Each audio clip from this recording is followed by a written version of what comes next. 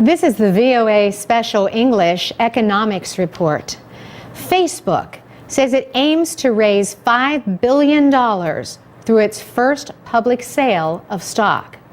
That would be one of the biggest initial public offerings ever. And it would be much bigger than Google's first public stock sale in 2004. That IPO raised almost $2 billion. The world's biggest social media network filed documents with the Securities and Exchange Commission on February 1st. The documents are required before the company can launch an initial public offering. A date for the sale was not immediately announced. Facebook has more than 800 million users around the world. It represents the second most visited website after Google. Now, experts say the social media company is in a position to become one of the world's most valuable internet companies. Stock expert Anupam Pallett at Greencrest Capital says that among social media sites, Facebook is in a class by itself. It's the biggest company in this space, and we believe what makes it very unique from every other company that went public last year in this space is that it is very, very profitable. Early estimates value the social network between $75 and $100 billion. That includes earlier investments by other companies.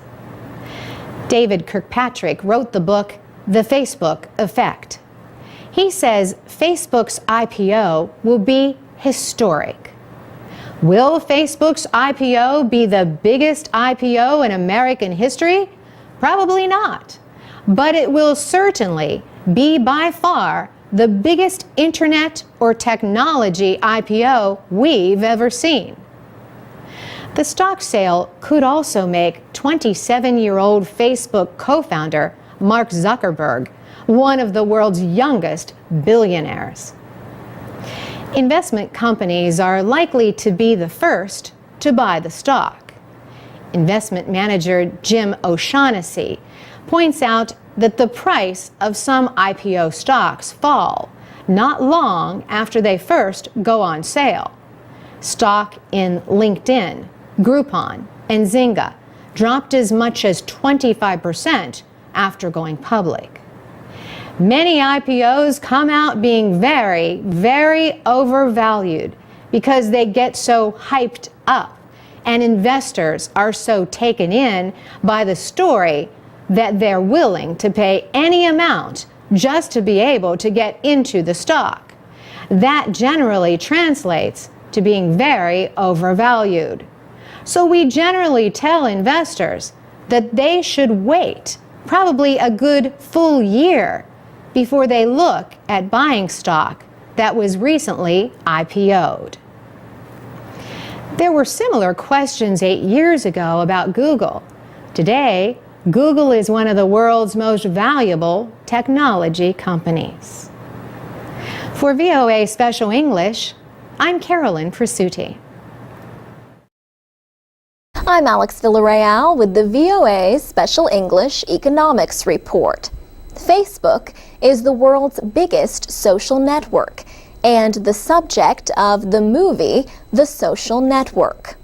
The real Mark Zuckerberg and his friends at Harvard University launched the site in 2004. Facebook says it reached 500 million users last July.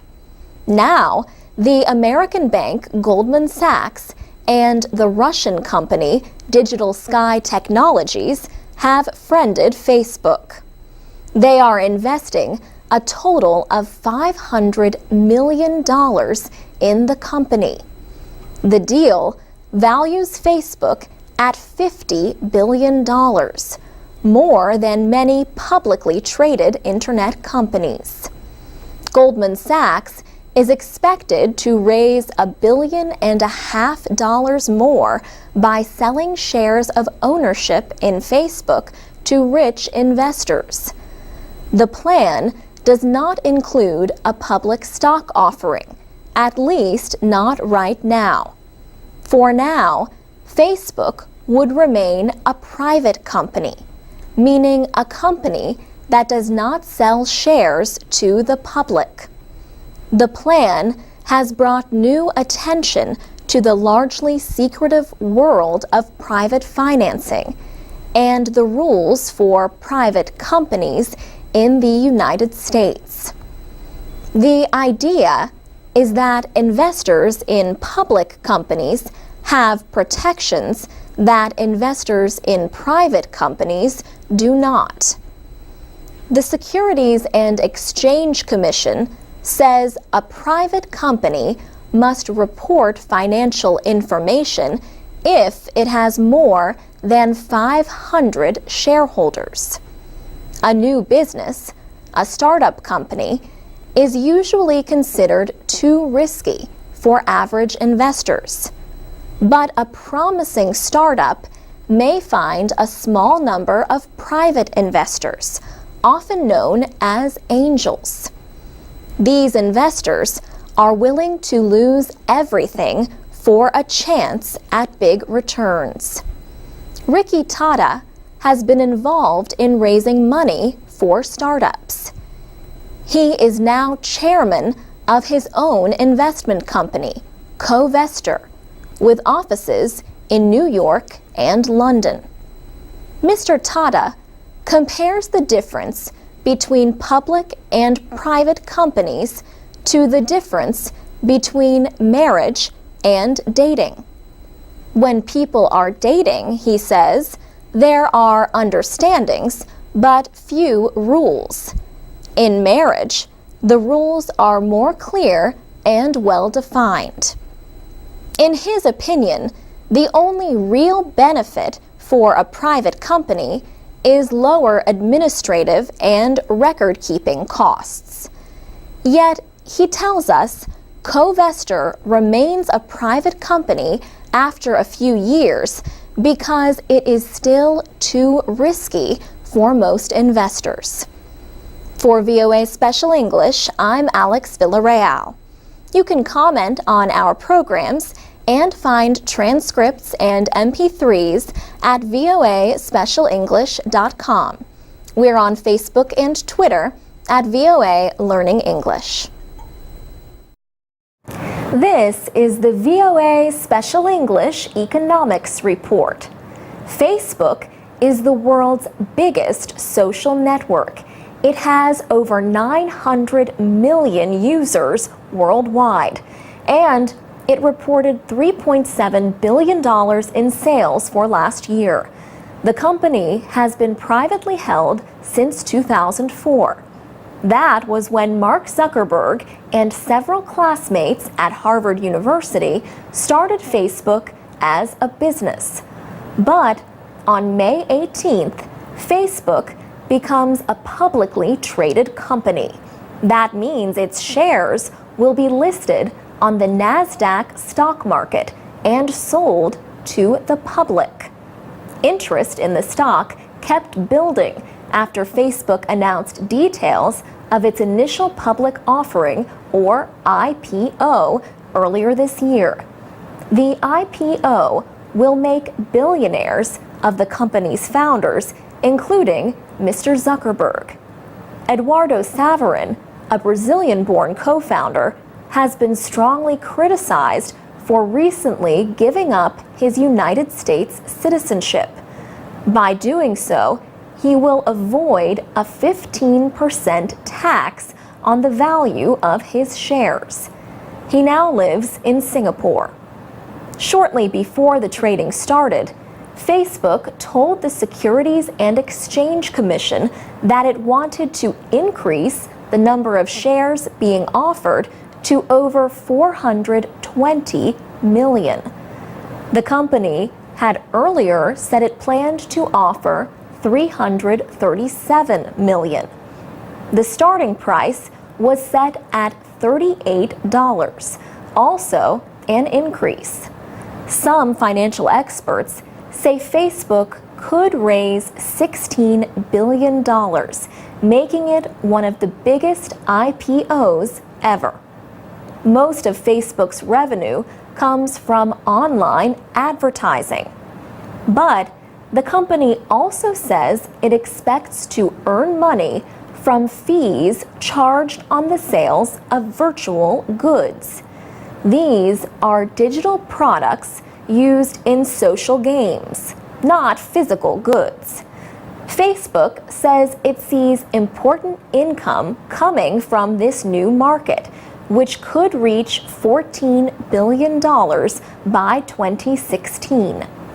Not everyone is pleased. General Motors ended its advertising agreement with Facebook just before the stock began trading. The car maker said it did not see results from the millions of dollars it spent on advertising with Facebook. And Facebook has been criticized for some recent business decisions.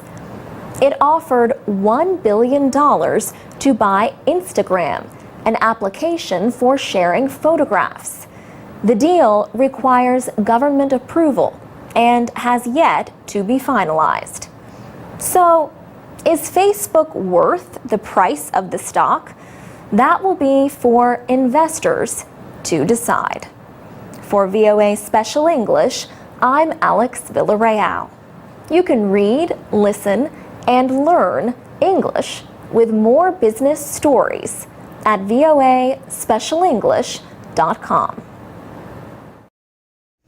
I'm Alex Villarreal with the VOA Special English Economics Report. The Federal Reserve calls America's economic recovery disappointingly slow. So the Federal Reserve decided to add $600 billion to the financial system by the middle of next year. To do this, the central bank will buy Treasury securities from dealers. The action is known as quantitative easing. The goal is to reduce long-term interest rates. The hope is to create conditions where businesses will invest more and people will spend more. Buying longer-term Treasury securities will make less government debt available to investors. This will raise the price. As bond prices rise, their rates fall. Long-term securities affect rates on home mortgages and other loans. Lower rates on corporate bonds could lead businesses to invest in more equipment and jobs. Lowering short-term interest rates is the Federal Reserve's main way to get banks to increase lending. But those rates are already near zero. The Fed earlier bought $1.75 trillion of treasuries and other securities. That program ended in March. Fed Chairman Ben Bernanke wrote in the Washington Post, "Easier financial conditions will promote economic growth." But interest rates are already low, and critics say further cuts are unlikely to create much growth. Inflation also is low, so low that some economists worry more about the risk of falling prices and wages. But others say pumping more money into the economy will weaken the value of the dollar. They say it could raise inflation to dangerous levels, and not just in America. Interest rates in the United States and Europe are lower than in Asia and Latin America. As a result, Asian and Latin American economies are already struggling with an overflow of investments. Large flows of capital can raise currency values and make export-based economies less competitive. Several nations are considering limits on capital.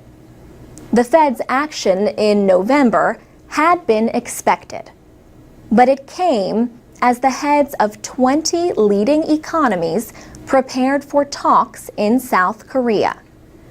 And it came a day after the Republican Party retook control of the House of Representatives from the Democrats. President Obama invited leaders of both parties to meet on November 18th. One immediate issue was what to do with tax cuts that are set to end in December. For VOA Special English, I'm Alex Villarreal. This is the VOA Special English Economics Report.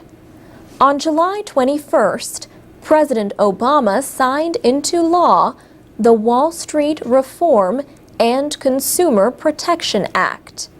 He said, "These reforms represent the strongest consumer financial protections in history." Together, the changes represent the biggest rewrite of financial rules since the Great Depression.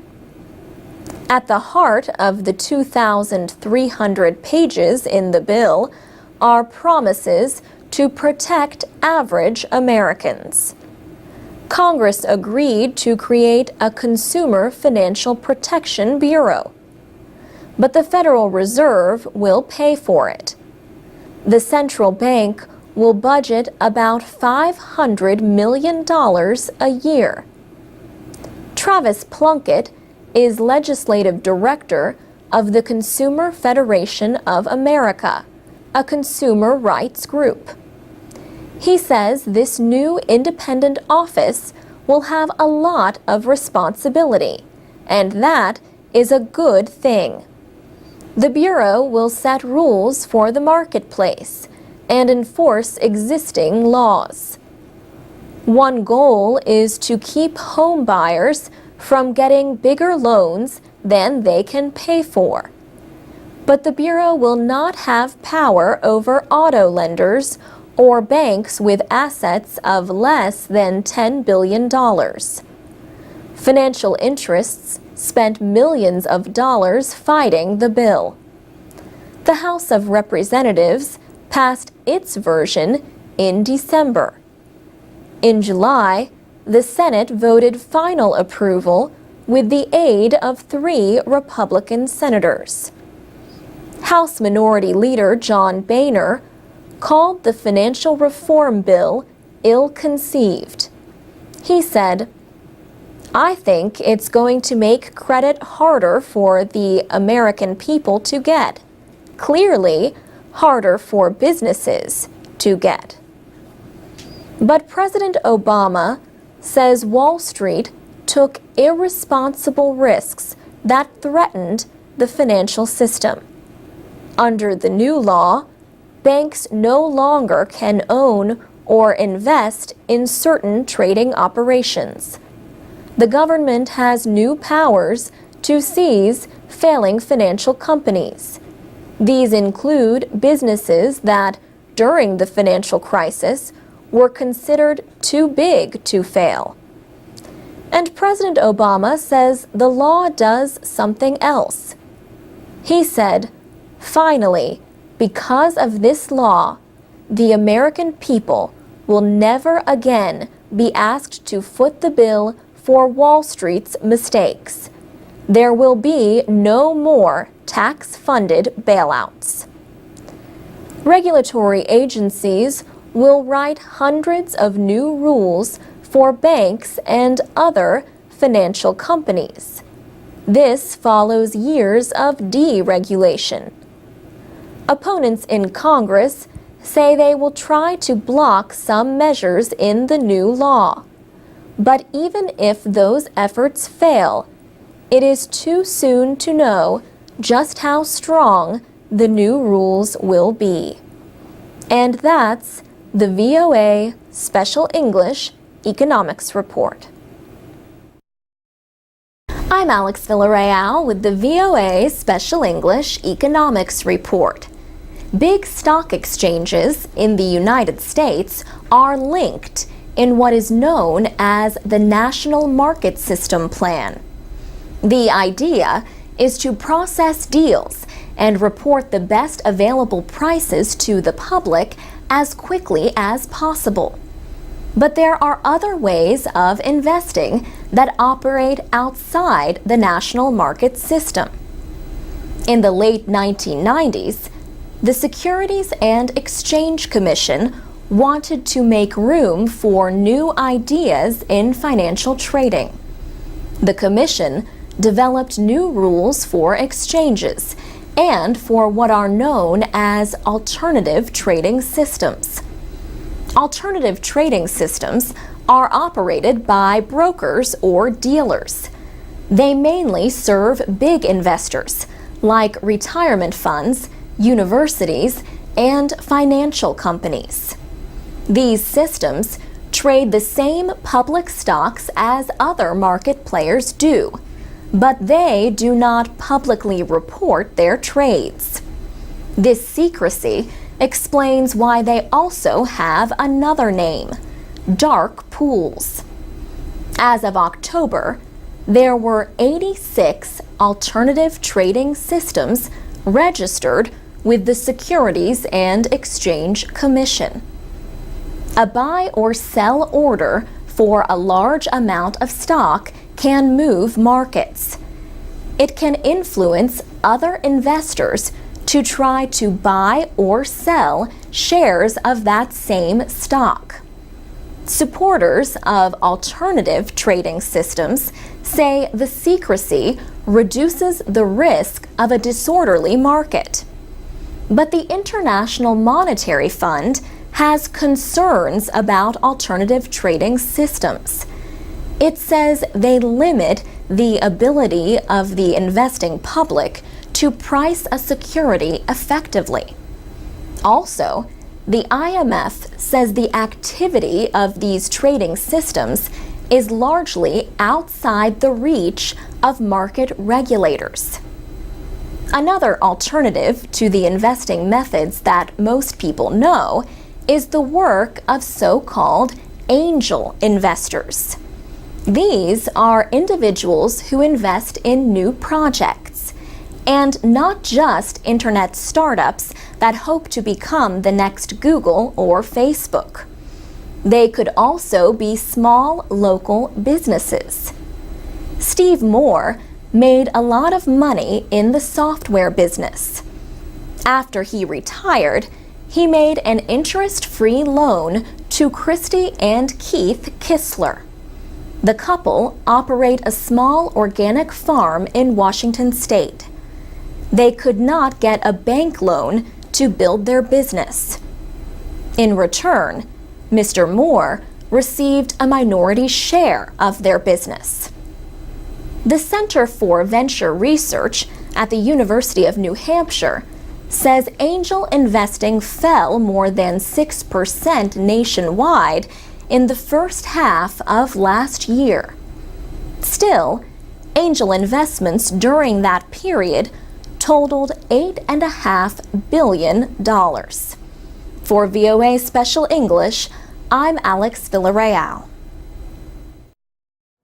From VOA Learning English, this is the Economics Report in Special English. On January 1st, both houses of the United States Congress approved a plan to increase taxes for most Americans. This agreement avoided much larger tax increases that were going to take effect this year. After signing the bill, President Obama said it was important to have a balanced approach to the country's fiscal problems. In the final months of 2012, the country faced a combination of higher taxes and automatic budget cuts that were being called the fiscal cliff. The fiscal cliff was avoided, but more remains to be done. Congress has given itself more time to decide how to cut the federal budget. Increased tax revenue and budget restrictions are needed to reduce the federal deficit, which was over $1 trillion last year. The new law increases the tax rate on individuals with earnings of over $400,000 and on couples with earnings of over $450,000. All working Americans will have some kind of tax increase. This is because the share of Social Security taxes paid by employees will return to 2010 levels, an increase from last year of 2%. But the largest part of the tax increase will affect those with a lot of investment income and those with very high wages. Taxes on investment gains and dividends and payments from some kinds of securities will increase as well. Also, the top income tax rate will go to 39.5% from 35%. Overall, the effect of the law is simple. It will be the first major tax increase in 20 years. In addition, lawmakers are facing difficult budget decisions. On March 1st, big automatic budget cuts, or sequestration, is set to take place across the federal government. For VOA Learning English, I'm Carolyn Presutti. This is the VOA Special English Economics Report. American children and teenagers have increased their use of entertainment media by more than 1 hour a day in the last 5 years. On an average day, they now spend 7.5 hours using media. These are the findings of a new survey. It included devices like TVs, computers, mobile phones, and MP3 players, but also media like books and magazines. It did not count media use for school. Vicki Rideout at the Kaiser Family Foundation, a health research group, wrote the report. She was surprised that kids could fit even more media time into their day. She found that they spent 10 hours and 45 minutes if you counted each device individually. But children multitask a lot. And Vicki Rideout says this is not necessarily a good thing. She says, people who study the brain will tell you that you can't actually multitask in that way.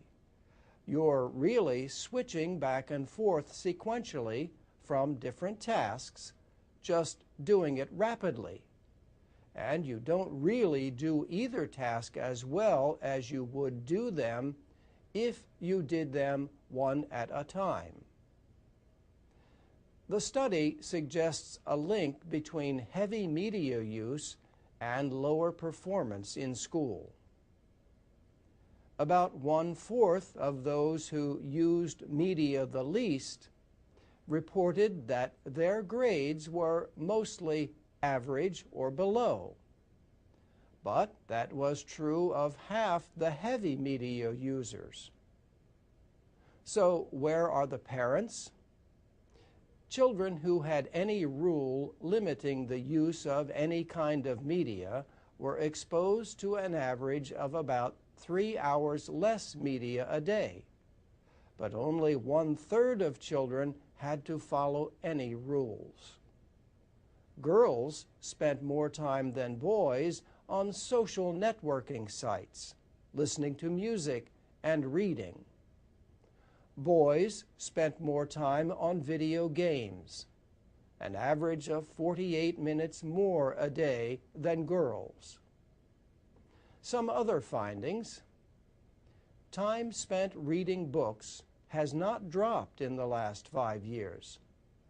But time with newspapers and magazines has, though some reading now takes place online. Blacks and Hispanics use media over 4 hours more a day than other groups. And for all children, media use appears to reach its highest point between the ages of 11 and 14. Vicki Rideout will try to explain these findings in future research.